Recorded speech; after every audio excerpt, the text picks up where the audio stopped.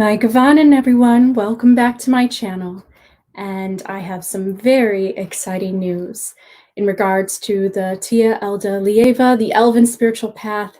We just received a letter from the IRS that I wanted to read to you, dated May 1st, 2020, so on Beltane, which is very good considering it's about fertility and the divine masculine and divine feminine coming together again to create. Dear applicant, we're pleased to tell you we determined your exempt from federal income tax under Internal Revenue Code, IRC, Section 501c3. Donors can deduct contributions they make to you under IRC Section 170.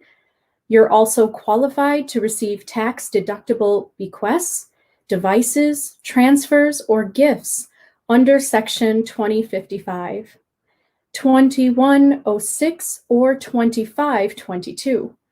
This letter could help resolve questions on your exempt status. Please keep it for your records. Organizations exempt under IRC Section 501c3 are further classified as either public charities or private foundations. We determined you're a public charity under the IRC section listed at the top of this letter.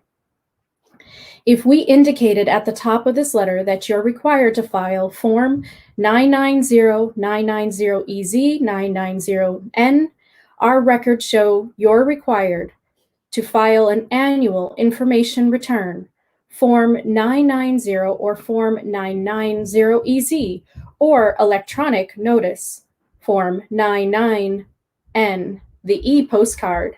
If you don't file a required return or notice for 3 consecutive years, your exempt status will be automatically revoked.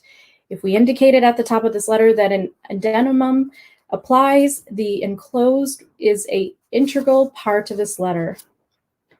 Sincerely, Director, Exempt Organizations, Rulings and Agreements, Stephen A. Martin. There we have it. We are official. Yay!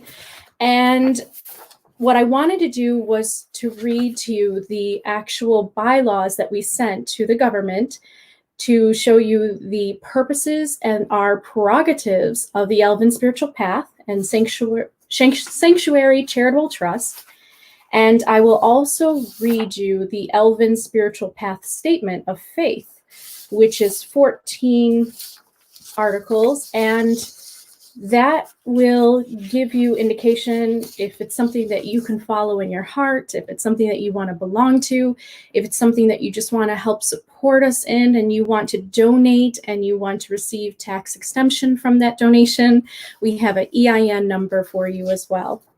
So our purposes and prerogatives that we shared to the government, and I want to give thanks to the IRS to be so open-minded with our spiritual goals, because we left some very lofty high ones.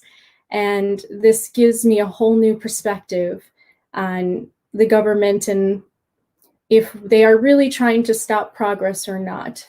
We have some very good players within our government, and we must always remember that. Purposes and prerogatives. This nonprofit corporation, or corporation also referred to as the trust, shall have the right to govern itself and to conduct its own affairs in a manner consistent with the manifold Elven standards embodied in Professor J.R.R. Tolkien's Middle-earth stories, hereinafter referred to as the Legendarium. This right shall specifically include such matters as the appointment of a civil leader, the appointment of an ecclesiastical leader, the appointment of the board of directors, the appointment of clerics, the discipline of its clerics, and the conducting of its own elven services and elven ecclesiastical programs. This religious organization or sanctuary shall be formed organized, and operated in a manner that is consistent with the IRS qualifications of a church. As such, qualifications are represented in the IRS publication 1828, Tax Guide for Churches and Religious Organizations, and in a manner that may ensure it is incapable of becoming a cult. To that end, reliable measures for evaluating ecclesiastical organizations shall be employed, such as the advanced Bonewitz Cult Danger Evaluation Frame, in every aspect of the formation and governance hereof, in order to ensure this organization is incapable of being directed into becoming such a cultish community. And here is the actual Elven Spiritual Path Statements of Faith that I wanted to read. Number 1, everything relates to nature. Nature is the highest form of teaching about life, and we look towards nature for guidance. We use married science and intuition to understand our interconnection with nature and to freely share our such understanding with the general public.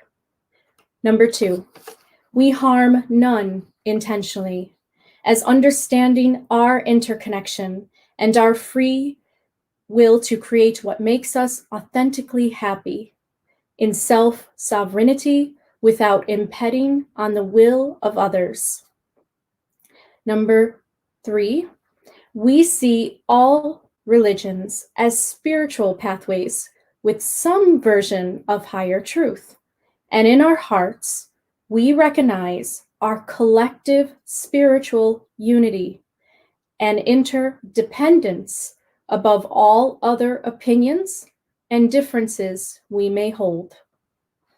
Number 4, we use Tolkien's body of Middle-earth writings, collectively known as the Legendarium, as the fundamental and directive source of our teachings, and its content as the ultimate arbiter of our spiritual differences. Number, I have it 6 here. I think I skipped one. Number 6, we hold the Elven spiritual path to be pantheistic, and we exclusively identify Eru in both masculine aspect, or Iluvatar, and feminine aspect, Iluvamil, as source, God, goddess, supreme being, universe, multiverse, great spirit, the force, all that is absolutum. Number 7, we understand and hold the incorporeal, animating principle of Eru, i.e. what the Legendarium refers to as flame imperishable, to be the equivalent of what the Abrahamic religions may refer to as Holy Spirit, with all of its historically afforded wisdom, presence, and power. For non-Abrahamic religions, this concept can be understood through the common term Great Spirit. For indigenous earth-based spiritual paths, or for a modern approach as well as for Eastern spiritual paths, the divine light of consciousness within us all. Number 8, we understand ourselves and all members of Tia Eldalieva to be the children of Iluvatar. The children are represented in the Legendarium as being mainly elves and men, or humans, and as such, we understand we have equal, direct, independent access to the full resonance and vitality of Elven spirituality via the incorporeal Eru through the incorporeal 14 Valar. Number 9, we understand the incorporeal 14 Valar to be like the children in nature, albeit different in purpose, insofar as the scope of their purpose is concerned, likened but not the same as archangels of Abrahamic theism. We hold the Legendarium's accounts of the essential facts about their nature and their relationship to the universe, to Earth, Arda, and to the children to be literal and ultimately definitive. Number 10, We recognize and interact with the 14 Valar via gnosis, as well as ritual facilitated and meditation facilitated intuitive contact, as literal incorporeal beings, or as energies or archetypes or powers. And we hold elven spiritual path to be under the arbitrating authority of the Valar. And number 11, we actively spread awareness about the spiritual relationship of humanity with Earth by donating, volunteering, being activists, holding space, and/or contributing in some significant way to being individual guardians of Earth/Arda and of its flora and fauna. Some of us do this through raising and enhancing the human consciousness as the most effective way to be a guardian of Earth/Arda.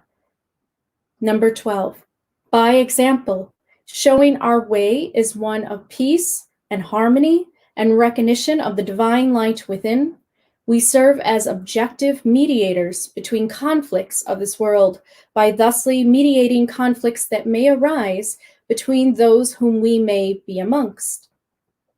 Number 13, although we may embrace and apply principles and dynamics of philosophy, e.g., union, sacred marriage, and Christ consciousness, and ancient wisdom from non-English cultures translated into Quenya, we maintain Elven spiritual path to be a community of faith, holding a neutral position rather than a position of either assertion or of denial by all forms of communication, respecting what may be regarded as the divinely given power, authority, and dominion of all personages of all other religions, communities of faith, and spiritual traditions.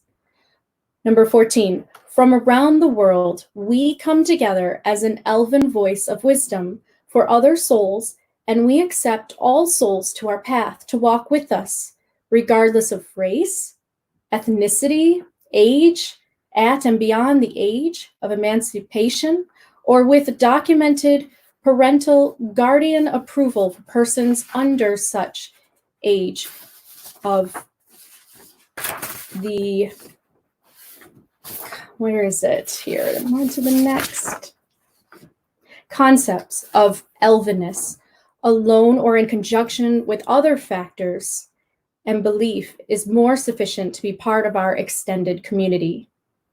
Number 15, with the highest levels of integrity, judiciously applying our core, guiding questions, what would the elves do?